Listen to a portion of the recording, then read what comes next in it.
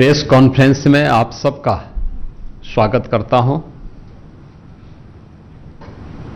आज की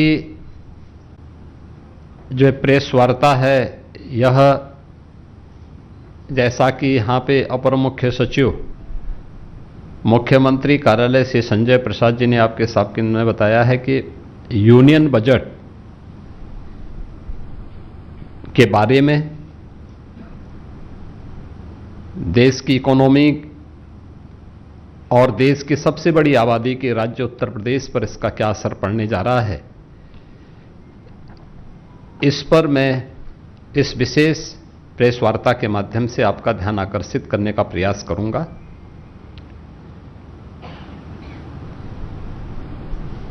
मैं सबसे पहले इस विजनरी बजट के लिए आदरणीय प्रधानमंत्री जी के प्रति आभार व्यक्त करता हूं और केंद्रीय वित्त मंत्री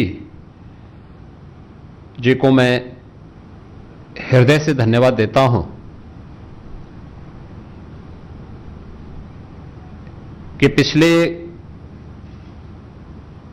11 साढ़े 11 वर्ष के अंदर हमने आदरणीय प्रधानमंत्री जी के नेतृत्व में जो यात्रा तय की है उसकी बदौलत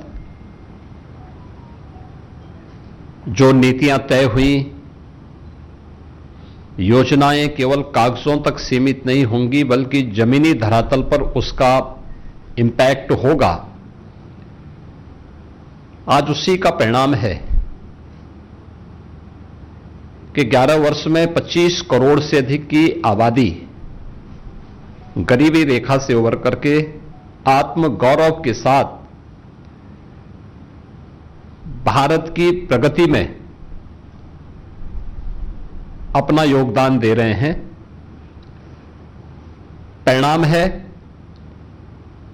कि अब भारत दुनिया की तीसरी बड़ी अर्थव्यवस्था के रूप में तेजी के साथ अग्रसर हुई है। यह हर भारतीय के लिए गौरव की बात है। जब नीति स्पष्ट होती है, नियत साफ होती है, तो उसके परिणाम इसी रूप में सामने आते हैं कि तीसरी बड़ी अर्थव्यवस्था के रूप में भारत आज दुनिया में तेजी के साथ आगे बढ़ा है। पिछले 11 वर्ष में हम सब ने इस बारे में देखा है कि प्रधानमंत्री जी का हर भारतवासी के प्रति सदैव यह आग्रह रहा है कि हमें नेशन फर्स्ट के भाव के साथ काम करना चाहिए और उसमें केवल अपने अधिकार की ही हम बात न करें बल्कि अपने कर्तव्यों की भी हम बात करें। याद करें जब 2015 में प्रधानमंत्री जी ने 26 नवंबर की तिथि को संविधान दिवस के रूप में घोषित किया था, तो उन्होंने देश भर में इस बात की चर्चा के लिए आह्वान किया था कि हम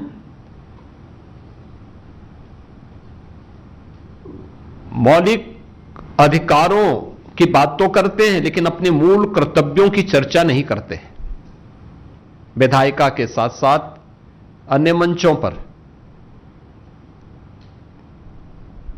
हर नागरिक के कर्तव्य क्या हैं राष्ट्र के प्रति, समाज के प्रति, और ये पहला बजट है जो कर्तव्य भवन से बन करके सामने आया है।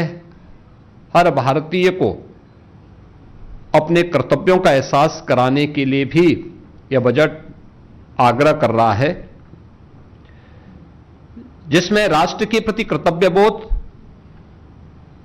और भविष्य की जिम्मेदारी भी इस बजट में हम सबके सामने दिखाई देती है।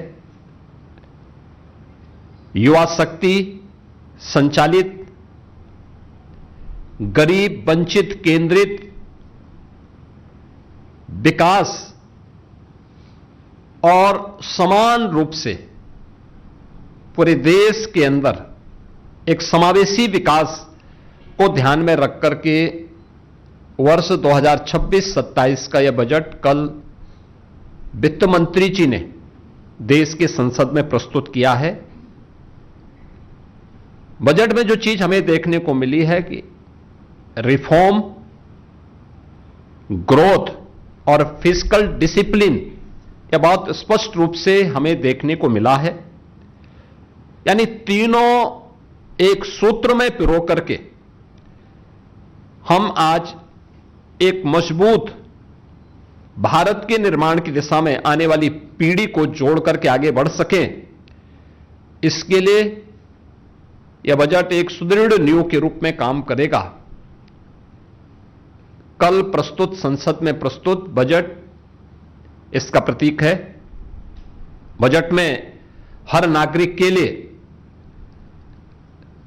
जो अपने कर्तव्य के बारे में मैंने कहा ना कि मूल कर्तव्यों के बारे में हमने अक्सर चर्चा सुनी है। बजट के माध्यम से 3 महत्वपूर्ण कर्तव्यों की ओर ध्यान आकर्षित किया गया है और इसमें जो महत्वपूर्ण पक्ष इसके माध्यम से हम सबके सामने आए हैं, देखने को मिले हैं कि उन सब पे भी हम लोग आगे बढ़े हैं। बजट में किसान, युवा, महिला और गरीब, इन सभी पक्षों को, इन सबकी आकांक्षाओं को ध्यान में रख करके यह बजट प्रस्तुत हुआ है। स्वाभाविक रूप से इस बजट के माध्यम से देश की सबसे बड़ी आबादी के राज्य की आकांक्षाओं की पूर्ति भी होती है। उसके लिए नई संभावनाओं के द्वार खुले हैं। इसमें मुख्य रूप से जब हम ध्यान देते हैं, सबसे पहली बात है कि 10,000 करोड़ रुपए का एमएसएमई सेक्टर के लिए बजट का प्रावधान। उत्तर प्रदेश देश के अंदर इसको लीड करता है। देश का सबसे बड़ा एमएसएमई बेस यूपी के पास है। 96 लाख एमएसएमई यूनिट यूपी के पास हैं। 3 करोड़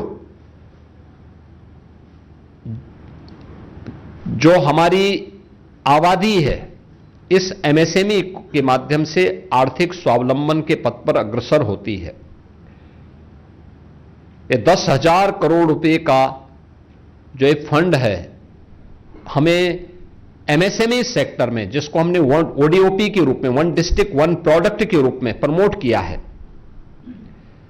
जिसको हमने ब्रांडिंग की है, डिजाइनिंग के साथ, पैकेजिंग के साथ, एक्सपोर्ट के साथ जोड़ने का कार्य किया है। हम लोग इस बात को महसूस करते थे कि हमने ये तो किया, इसने हमारे एक्सपोर्ट को बढ़ाया, इसने रोजगार का सृजन किया, अब आगे क्या? ये 10,000 करोड़ हमें इसके अगले भविष्य के लिए, इसको नई तकनीक के साथ जोड़ने के लिए, ट्रेनिंग के प्रोग्राम के साथ जोड़ने के लिए, एक्सपोर्ट के साथ जोड़ने के लिए, पैकेजिंग की नई संभावनाओं को आगे बढ़ाने में यह यूपी जैसे राज्य को मदद करेगा और यूपी सर्वाधिक लाभ इसका ले पाएगा।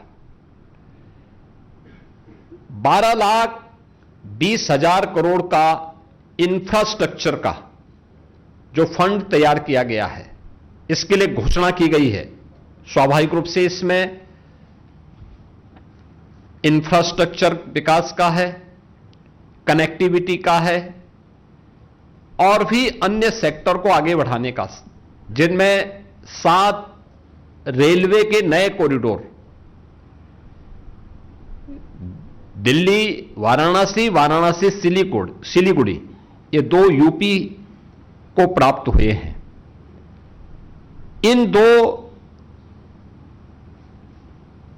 नए रेलवे कॉरिडोर का लाभ यूपी की बेहतरीन रेल इंफ्रास्ट्रक्चर को, eastern and western freight corridor, ये दोनों यूपी से होकर के जा रहे हैं,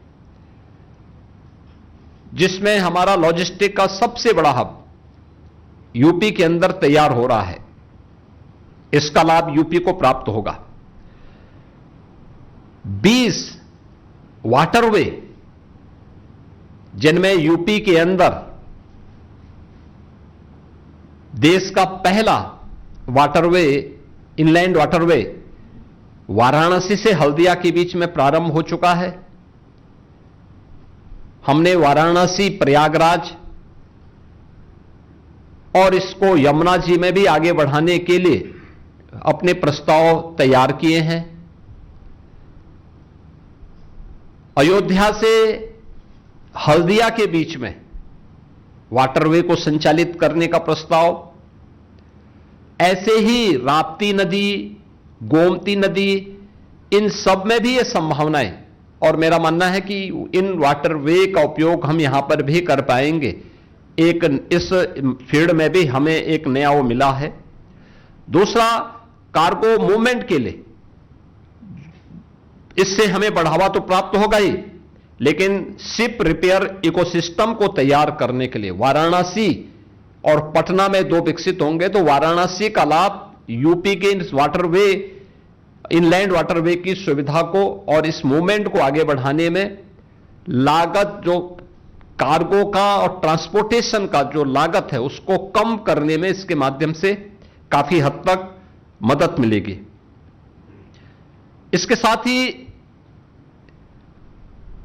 जो 7 नए हाई स्पीड रेल कॉरिडोर घोषित हुए हैं, इसके दोनों, इसमें से 2 जो मैंने पहले भी कहा यूपी के अंदर प्राप्त हुए हैं। यूपी को इसके माध्यम से हाई स्पीड रेल कॉरिडोर पर, जिसमें 300 से लेकर 500 किलोमीटर पर आवर रेलवे की स्पीड होगी,